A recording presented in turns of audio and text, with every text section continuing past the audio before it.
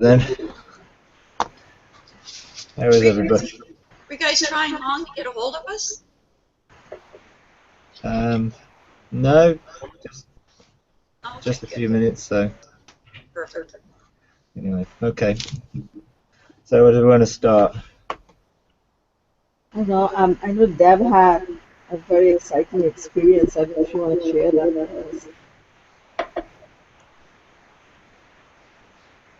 Deb, Oh, you want me to share it?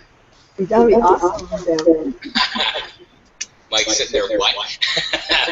Well, what it was, I was celebrating with my son the other day, and I was taking him up to heaven.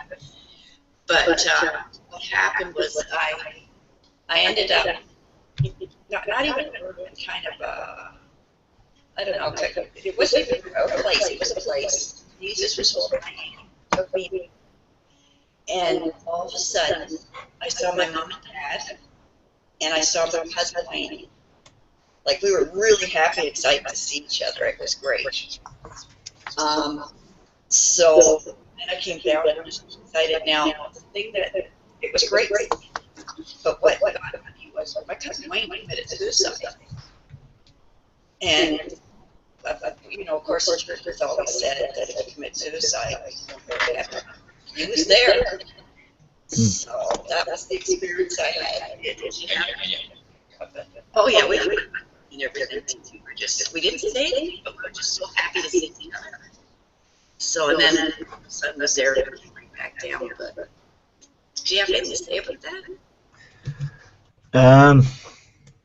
That's interesting. I mean, in terms of, if people are part of the cloud of witnesses, then you can engage with them. I've engaged with a number of people that I know. In terms of whether someone's there or not there is dependent on God's heart and their relationship with Him. Regardless of how they died. If they were born again and they had a relationship with God, then they have access into that realm. I know, I know the sort of tradition thing about, well, yeah, if someone commits suicide, then they can't be in heaven. I think that's more of a traditional thing. I don't see where that is biblically. I guess it's an assumption that how could they? But many people are not in their right mind when they do that, and they that doesn't mean that they didn't love God. It just means they didn't love their own life. So, yeah, I mean, I don't see an issue if you engage with them, then they're there. And we just have to take it as that. There's a whole load of things that we don't fully understand, and God does. So that's we just have to accept some of those things. A number of people are having encounters with things that I'm thinking, "Ooh, I've no idea what that means or what that is." But at the end of the day, God is God, and God can do whatever He wants when it comes to our encounters with Him and everything like that. So, yeah, sounds like it was an interesting encounter, and I wouldn't doubt what you've seen and what you experienced. Because it didn't create fear or anything like that. So it was a sense of happiness and joy, which is a good indicator that it was coming from the right place, basically. So yeah.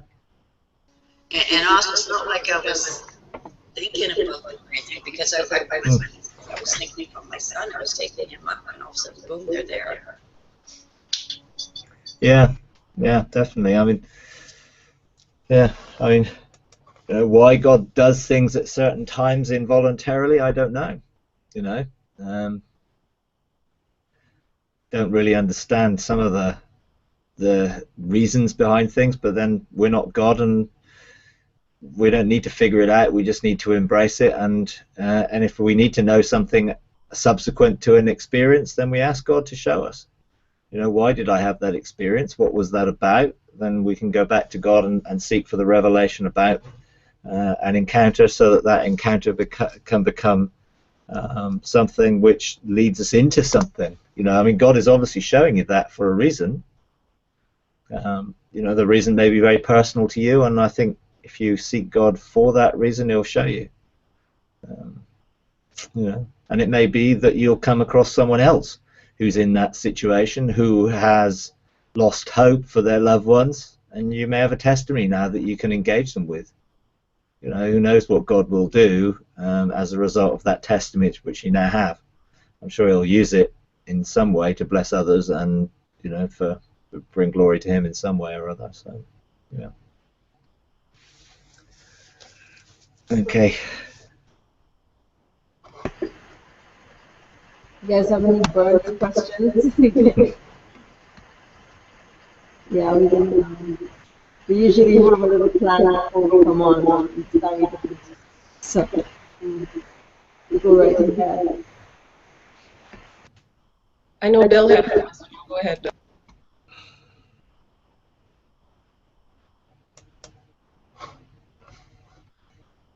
Bill, did you hear? You still muted. Go ahead, guys. Go ahead, Norma.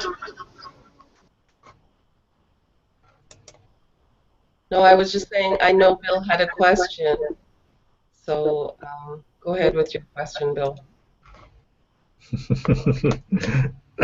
Everyone's passing the buck to each other.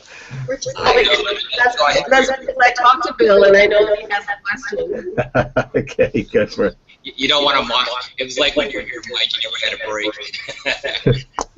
Mike, with the seven spirits, and you know the primary colors, and they're actually, when I guess it's through them, Christ in them became white light, if I understand it correctly.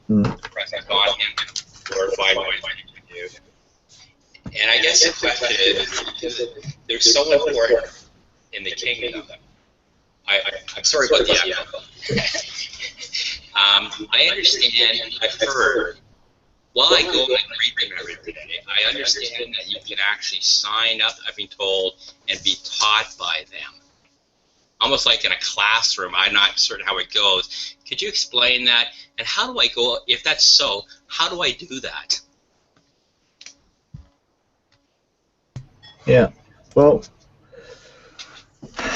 I mean, the seven spirits are to bring us to maturity. So I think they're involved with our lives an awful lot more than we are aware necessarily. Yeah, they want to bring us into that position of maturity and help us to come into that governmental position that is our sonship. But you know, the picture I know in Galatians 4 about tutors and governors, and the fact that an heir is an heir, but the heir may not be mature. So we are an heir, and we have an inheritance, but we may not be mature enough to fully function in that inheritance, and that's really where the seven spirits come in, and they help us understand our identity in relationship to who God is and God's plan and purpose. And so they represent the fullness of God, and we can engage with them to have revelation of who God is and therefore who we are as sons of God. They're not there. I think sometimes it can be presented in such a way that they are all about themselves. They really aren't. They are the lamps of God, the light of God. So they are not about themselves. They're about reflecting God's glory and the revelation of God in terms of knowledge and wisdom and various aspects of God. Now, we are engaging a lot with the seven spirits in our meetings and our gatherings, and we have flags with different colors that represent them, and people can engage in them. In fact, I'm going to share, I think, on Sunday about the seven spirits, because I've been sharing about the angels and the four faces of God this week, and I want to sort of complete that really by helping people to understand, well, what do you do when you engage them?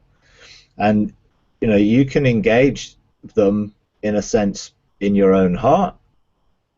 I see it as engaging them at the table that is prepared and set before me in the presence of my enemies, because they can and help me in my own heart to engage. You can engage them in the realms of heaven. If you want to engage one, by faith, you just invite them to come. If you want to sit down in your own garden, and if you have that table, for me it's a big tablecloth set out in the green pasture, and sometimes I just go and feast there, and I can invite one or more to come and be part of that. If there's an aspect of things that I don't fully understand, then again I can invite one of the seven spirits to help me with that. If I'm struggling perhaps with understanding how to function in my sonship, how to function in government, or how to operate in those things, then we have a list obviously with all the different attributes and the things that they teach us, and I think that's a basic list. I mean, my personal experience with them is somewhat different to that, in that I met them before I ever knew that they existed. So it wasn't as if I had teaching about it. The Holy Spirit, I think, and Jesus at one time just took me and showed me these creatures, and then I engaged with them. And it wasn't really until they started talking to me did I understand, who they are and who they were. And they weren't all in one go; they were one at a time. So, except for wisdom and knowledge, who came together, and they engaged me together. So they gave me specific things for my own life, which aren't related necessarily to the usual things about government for position and mandates and authorization. They just showed me some things, and I'm sort of looking at some of those things that they showed me now, in looking to prepare for sharing some of these things. Now, there is a training hall which you can access from Wisdom's Heights within the Mountain of God in Zion, where they are like classrooms that you can go and you can sign up. It's like the way I've seen it anyway, is like a big hall, and there are sort of sign-up tables that you can register for going into basically a class, and so that you can engage with them. That will be very much about your position and mandate for government for each of the situations there. So to be honest, it's like, I think sometimes when I'm on my mountain, on my throne, I'm aware of a color or of a hue that I think that one of the seven spirits is there, and they may be part of enduing me with spiritual revelation that is not just cognitive, so that my spirit receives revelation as light or frequency or color, or whichever you want to put it, so that it equips me in the role of government. My personal view is that the seven spirits of God are different from, for instance, wisdom. I know that there is the spirit of wisdom, but I have not encountered the spirit of wisdom in the same way that I've encountered wisdom herself. They appear very different for me, and I think the seven spirits are, and the spirit of wisdom is different from wisdom that you can engage on Wisdom's Heights, the wisdom of Proverbs 8. The colors that seem to be associated with them, it's maybe a point of engagement. We use the colored flags that we have to help people engage as a way of just to see something and to, by faith, engage with that flag as a representation of one of the seven spirits. I don't think that the colors are particularly important in themselves. I think it's the function of who they are which is important. And when I saw them, they weren't like, the spirit of wisdom wasn't orange with orange skin, but they did have like an orange belt sash around the robe and a sash, so there was a sort of representation of orange. That's how they appear to me, but they can appear to people differently how they want to effectively. It's not a one thing fits all, because they're able to engage us in ways that we can understand. For me, they gave me visions of things and showed me things which are very symbolic of things that I needed to understand. They didn't just give me information, and I found that, my spirit is drawing from that source because I want to be a son. I want to be manifested in the fullness of sonship. It is the desire of my heart to be a son, fully functioning in all that I'm called to do. Therefore, I have a desire within my heart that the seven spirits of God will engage with, because they see, it talks about them going to and fro around the earth. Well, they're looking for people, they're calling for people who have a desire to be sons. That's really why they were engaged with some people, and some people have no idea that they even exist, because they're looking for the desire for sonship, for us to be who we are, and for flowing out of our identity and our destiny. And so that's really why a lot of people, most people, probably have no understanding or connection with them, because they have not got that desire. But those who do, I think it will draw them to us, and then they will impart to us, even if we're not necessarily face to face with them or talking to them. But if we want to have a specific engagement, then I would by faith go and engage. Go to that training hall. And you think, well, where is it? Well, it's in Mount Zion, so you can go through Wisdom's Gates. You can just basically step in there. If you've been before, then you can use that as the pathway to re-engage into there, and ask Wisdom to show you where it is. If you need someone to guide you, or ask Jesus when you step in through the door to take you there. These are some of the things we can do once we begin to engage, once we begin to understand that the desires of our heart leads us to those things, and if we by faith engage it, then we can experience it. It may be different for you than it was for me and for others, but that doesn't matter. It will be what you need at any particular time. So, yeah.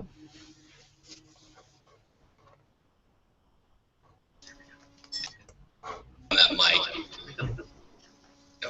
really to fulfill our mandate, it would seem to me that it'd be probably really at some point essential to engage the seven spirits in the training hall, to really, without which we probably won't really have a real in-depth understanding of our mandate. Would that be correct?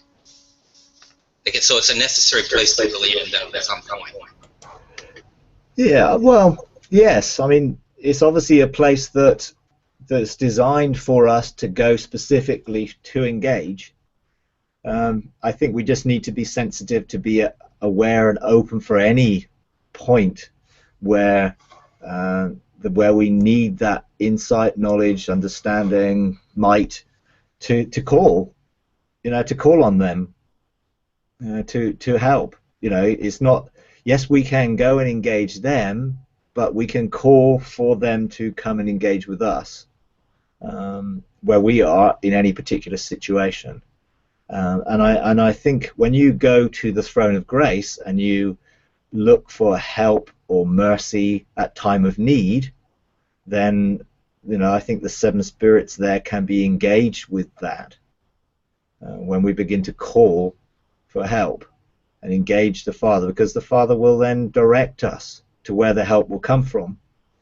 And sometimes just being there, things happen just when we are there, without seemingly having done anything. But we've come and we've embraced God, and God is, in our showing our dependence on Him, releases grace and favor and blessing to align things and to change things in our lives. So, yeah, I would say, without a doubt, engagement with the seven spirits is vital if we're going to come into the fullness of sonship. Where we engage them, probably not so much of the issue, but actually the fact that we do and we need that engagement is the fact. And I think if your spirit is drawing you to engage them in a classroom and to be taught by them, then that's where to go. You know, I think let your spirit dictate and determine, not your soul. Sometimes my soul will want me to do something because it wants cognitive information, because it doesn't want to be in the dark. And sometimes that's not always what my spirit wants. And so sometimes I don't respond to that. I allow my spirit to dictate and determine where and what I need to do in the realms of heaven.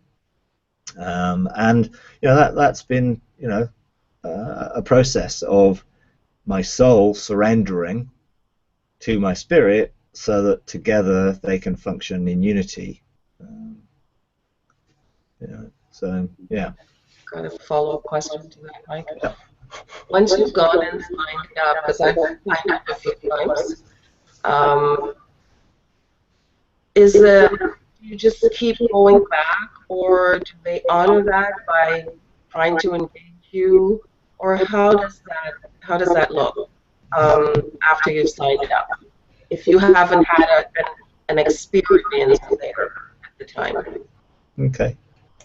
I don't know. I mean, I think personally, I think if you've signed up and your desire is for that, then they will engage you. You know, and you will find that in the different things that you do, then your spirit will receive revelation to enable you to become more in that governmental sphere of understanding your sphere of government and how you govern. I think I have spoken to people who have been in a classroom and they've almost like been sat and have been shown things and had revelation of things. Some of them almost visionary revelations, and some of them more auditory in terms of information that's been given.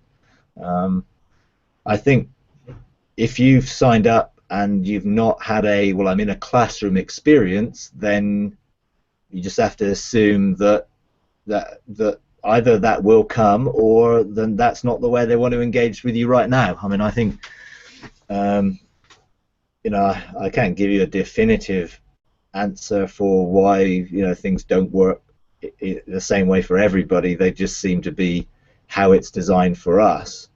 But I'm sure, you know, the desire that you have will be fulfilled, because I know it gives us the desires of our hearts, particularly when they're in alignment with His. So, you know, if you want to pursue it and push through that, you know, maybe again you just need to ask Jesus to take you to the classroom, or the wisdom to take you to the classroom, so that you can receive whatever you need to receive. But then someone says that life is the greatest classroom, and maybe in the other experiences that you're having, that is the classroom. And so look at the circumstances and the different things that are going on, and see what those things are opening up for you, because that may be, you know, how we see a lot of things happening. You know, God uses the different circumstances of our life to teach us and train us and equip us, and I'm sure the seven spirits will be involved very much in those things. It's just almost like when we're having a life situation that we need to make decisions, then we involve them in the decisions. You know, ask, I need knowledge or understanding or counsel for this decision. So I'm going to engage the seven spirits for that specifically, you know, and just be open for your spirit then to come into a place of peace, that you know that the decision you're going to make is right. You know, sometimes I make totally illogical decisions based on peace in my spirit, because I know my spirit is telling me to do this when everything about logic tells me not to do that. But I've learned to trust my spirit, and I think my spirit has been trained through these processes to be looking for God's solution, and be looking for the wisdom and insight and knowledge and understanding that comes from that source to be the thing that directs me. and that is not always very helpful to people who want you to make logical decisions and choices, because they say, well, why aren't you doing this?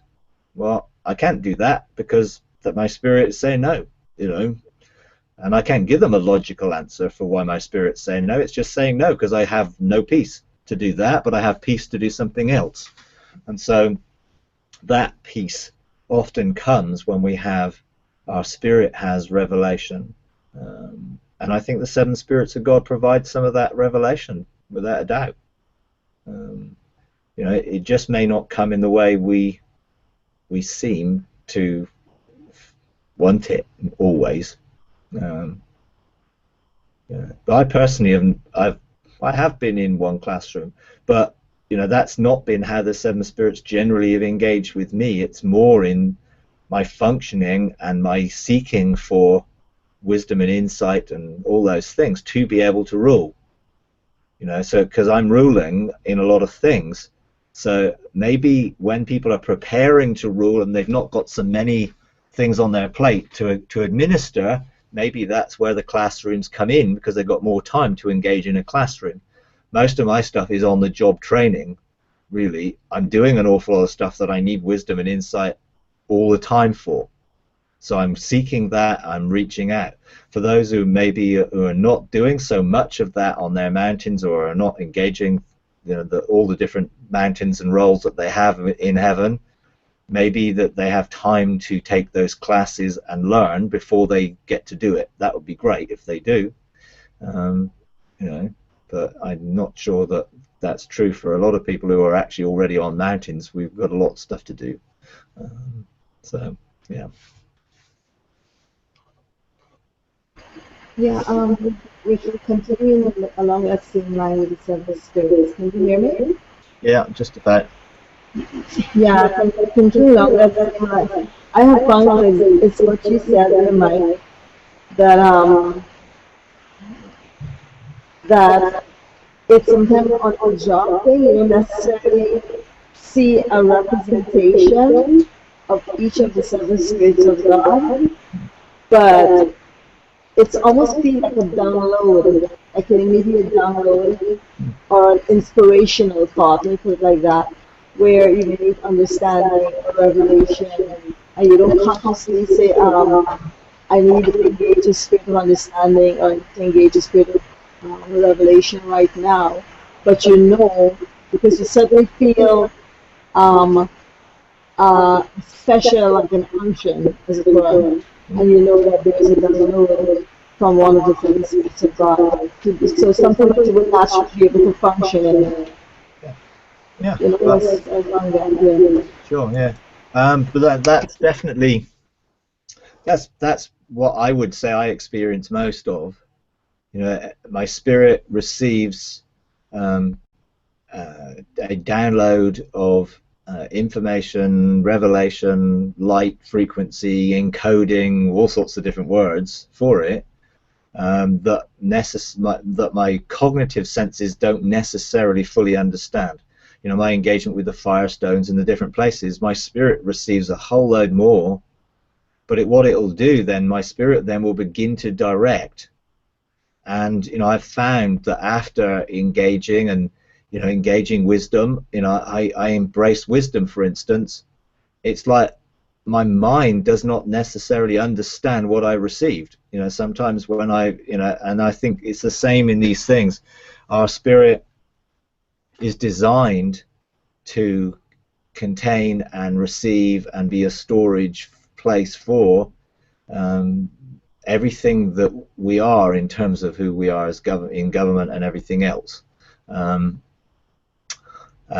then that can be released in the decisions I make, the choices I make, because ultimately that revelation that is in my spirit needs to be produced as fruit.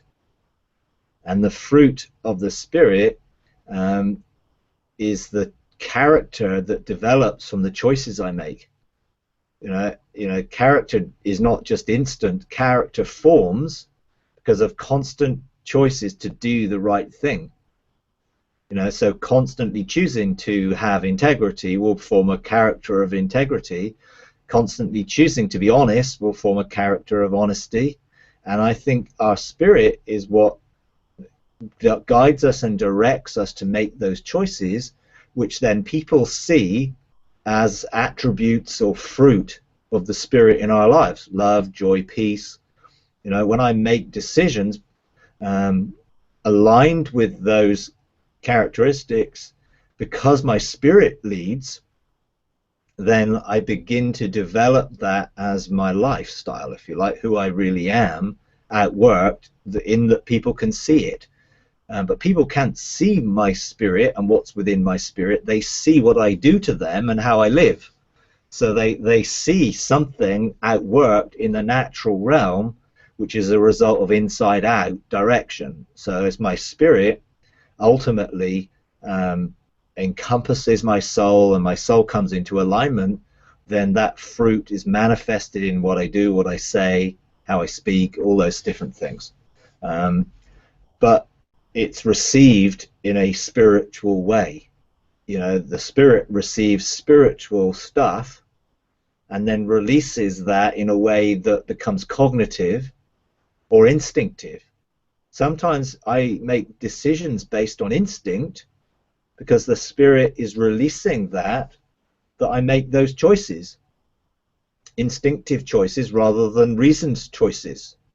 But they can be very much directed, like based on intuition. You know, if my intuition gate is flowing and functioning, and my spirit is engaging often my emotions with intuition, feelings, impressions, then I will begin to act on those in what I do on a day-to-day basis, and I'm becoming less cognitive in my decision making.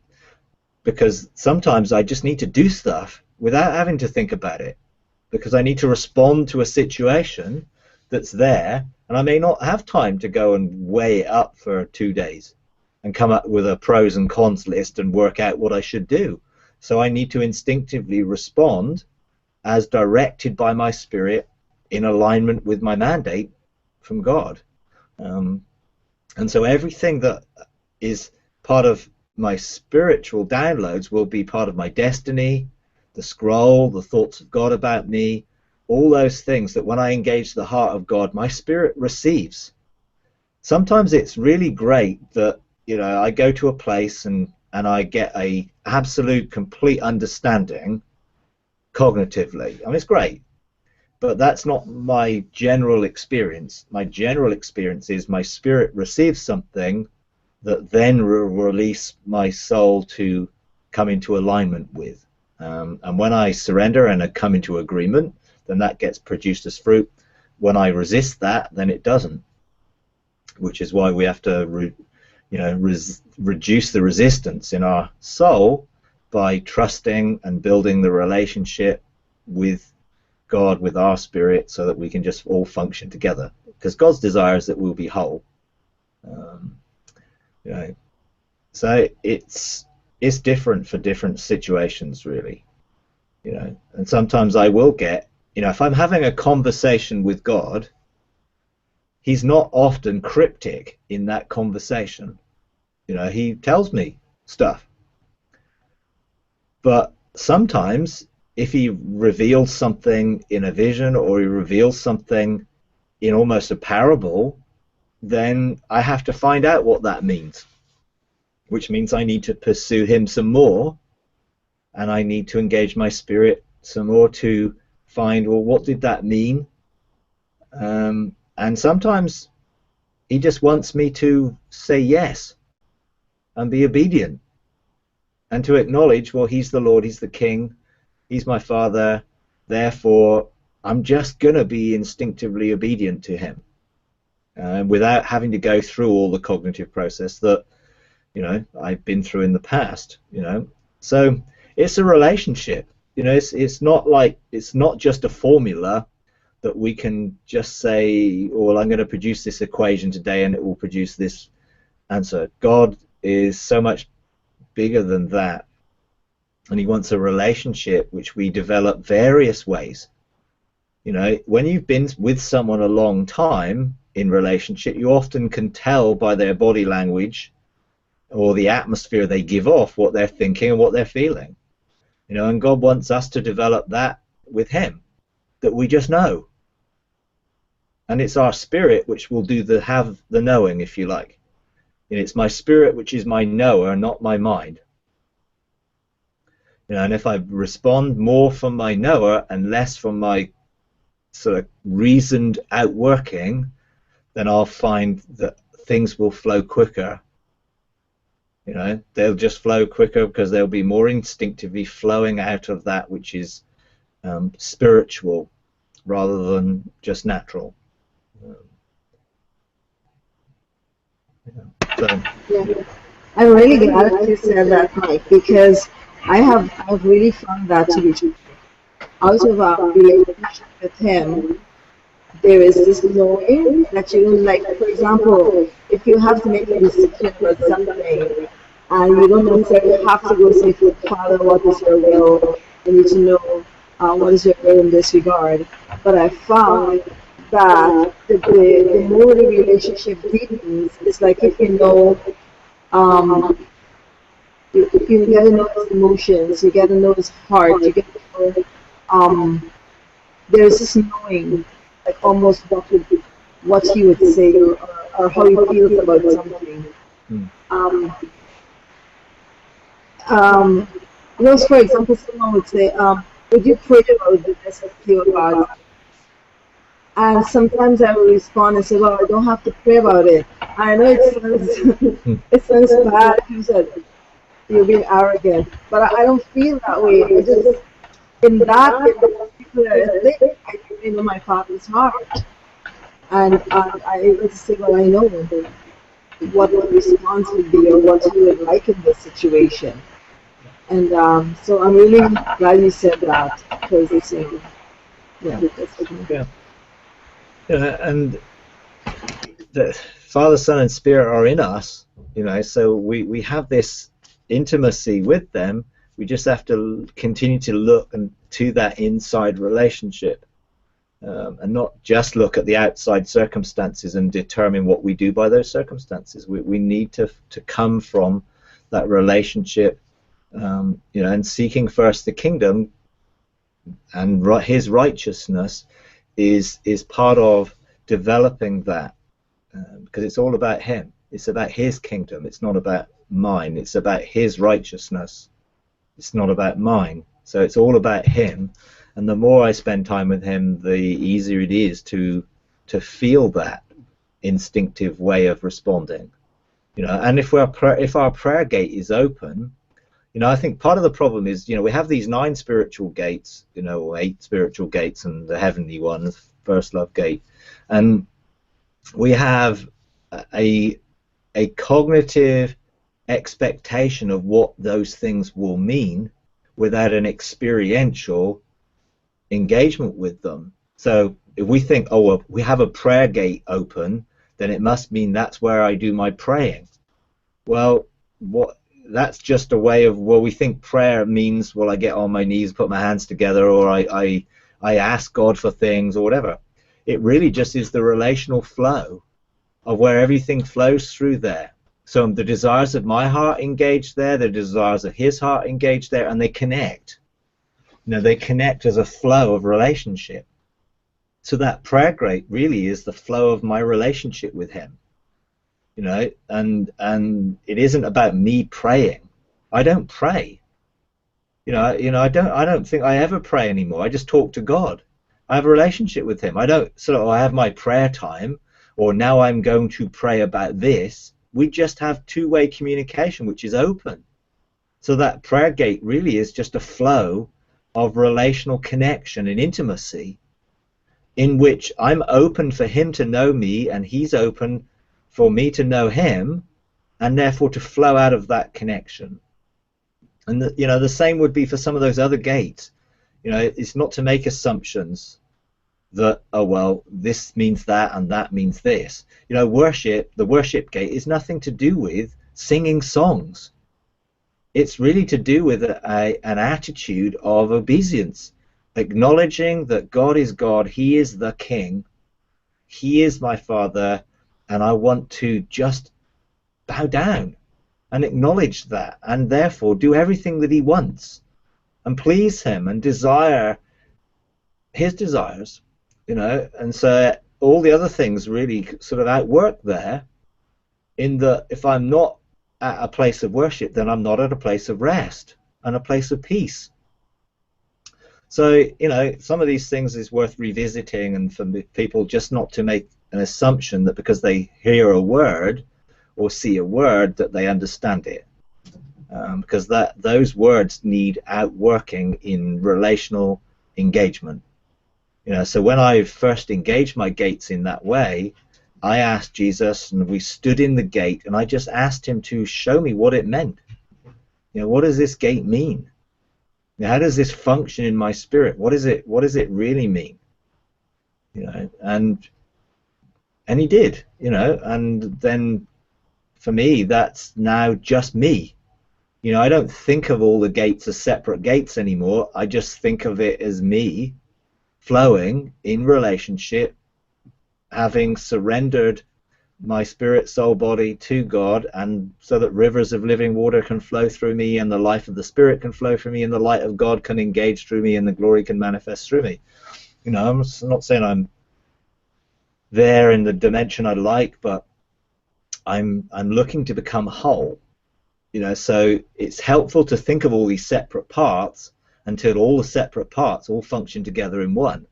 Then I don't have to think about the separate parts anymore. It's just who I am.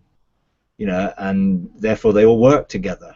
You know, I don't have to think, oh, I'm going to work on my revelation gate now. I need revelation, therefore I'm going to engage my imagination and I'm going to see.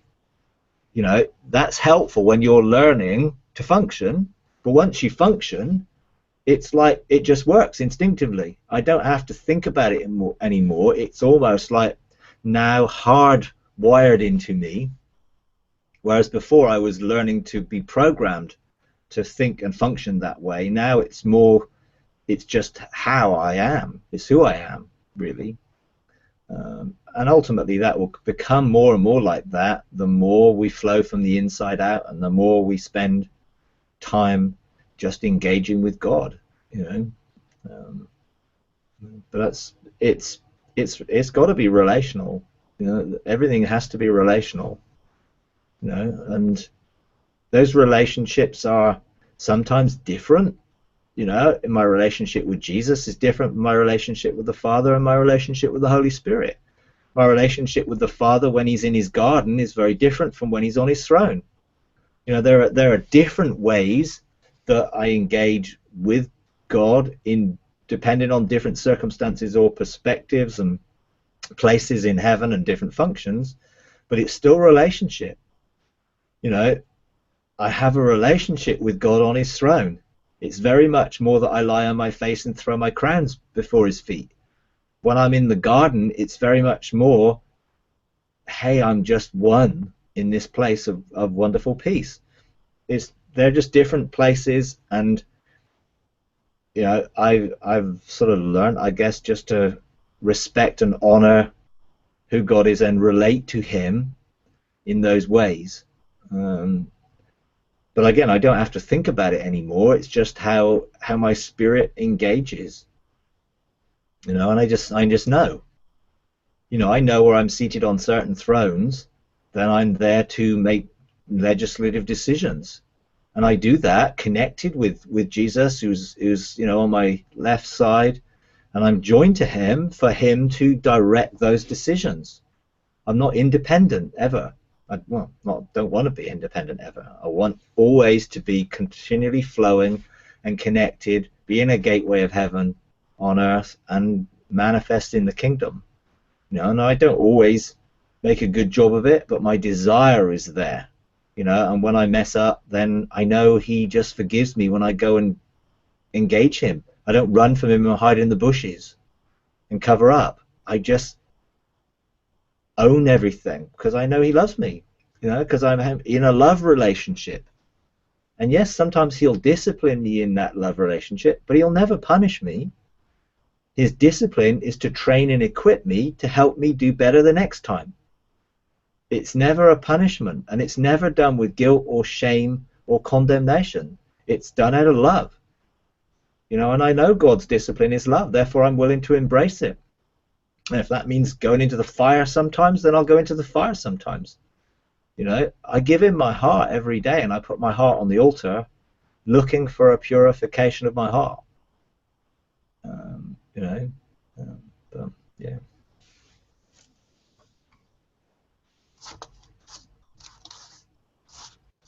Okay. Guys, are we going to share our... I thought you were going to say something, Norma, because we could probably do an activation if you guys would like that.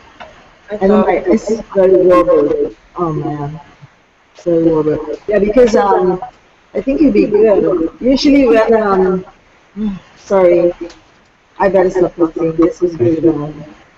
Yeah, well, I was thinking we should do an activation, maybe with the 7 spirits, more for others also. We just have a short time left, right? So, Sure. I mean, I'm happy to do whatever you want. Obviously, we have got a short time left, but we could, yeah, we can engage with the 7 spirits if you want to do that. Okay. Okay. Well, let's just close our eyes and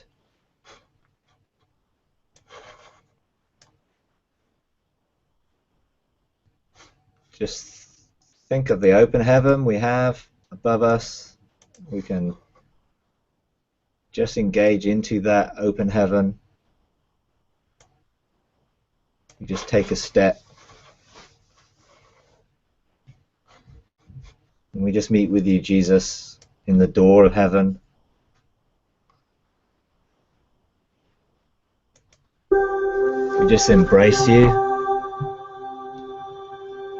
We open our spirits and our hearts and the desires of our hearts to you.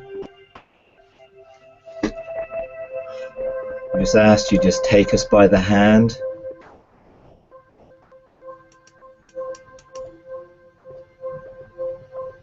And just lead us through the veils within your kingdom.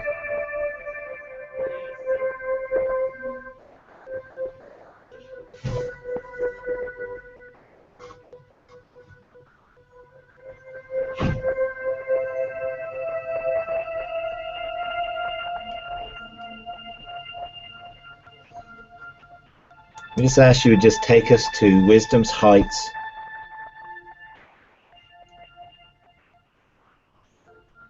To engage the doorway, the gateway into Zion.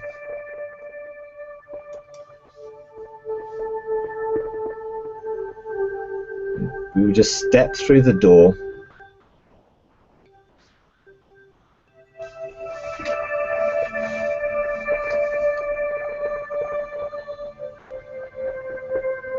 Into the training room and the hall of the 7 spirits. As we come to engage with our destiny, with our scroll,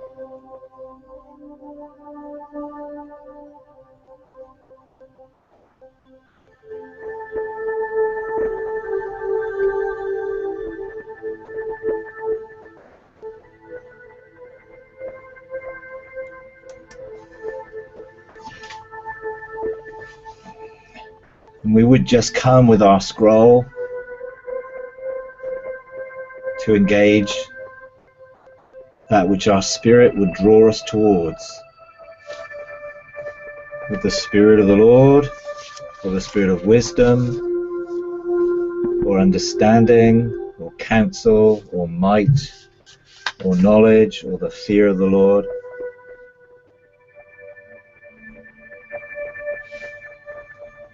We would just begin to engage where our spirit would lead us to bring the fullness of our alignment with our mandates and our scroll, with our destiny and who we are as sons of God, and the outworking of our sonship in regard to creation and answering its groan. We thank you that all of creation is in the Father's hands.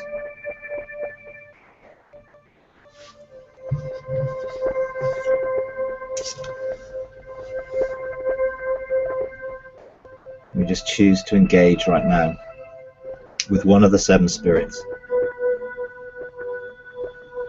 As we would step into the classroom, the training center,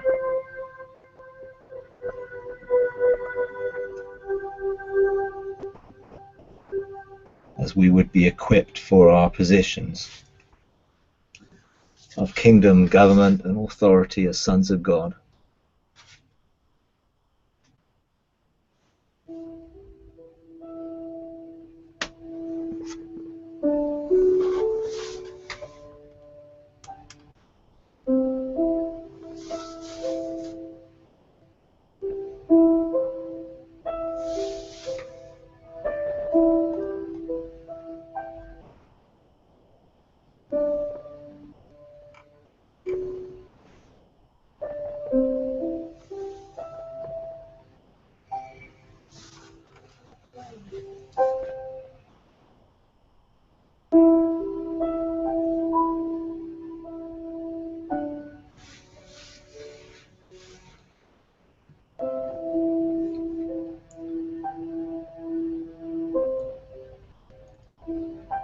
There, as our spirits would just begin to absorb the frequency, the revelation, the light from one of the 7 spirits that would equip us, to mandate us, authorize us, teach us to come into maturity, to understand the ways of the kingdom, to understand the protocols of government,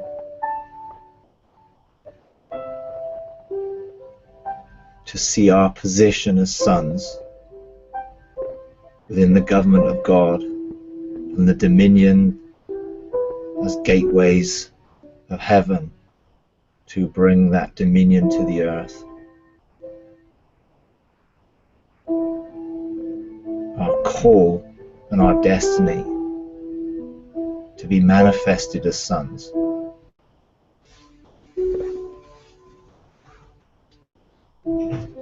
To answer the groan of creation.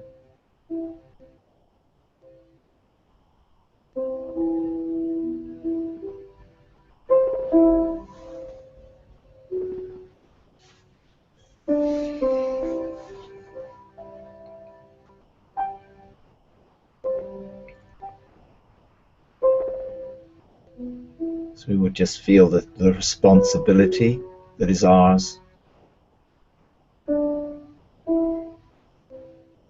assigned to us and mandated to us.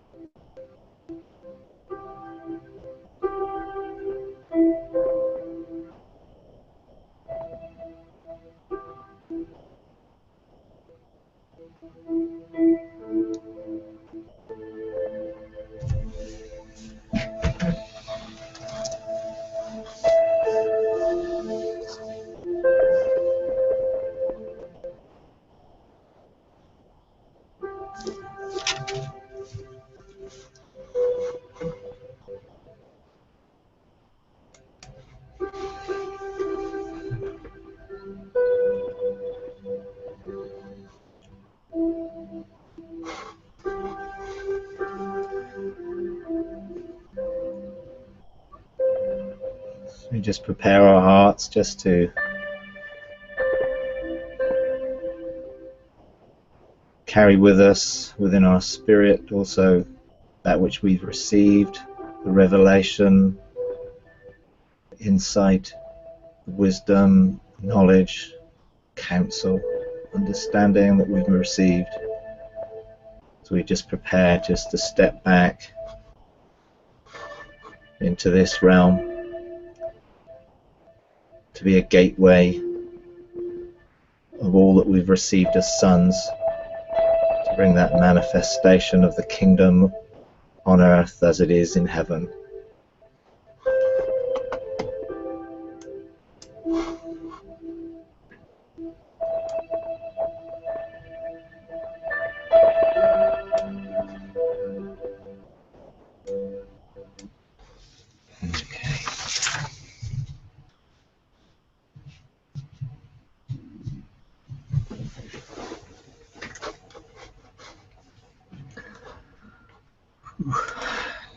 All right.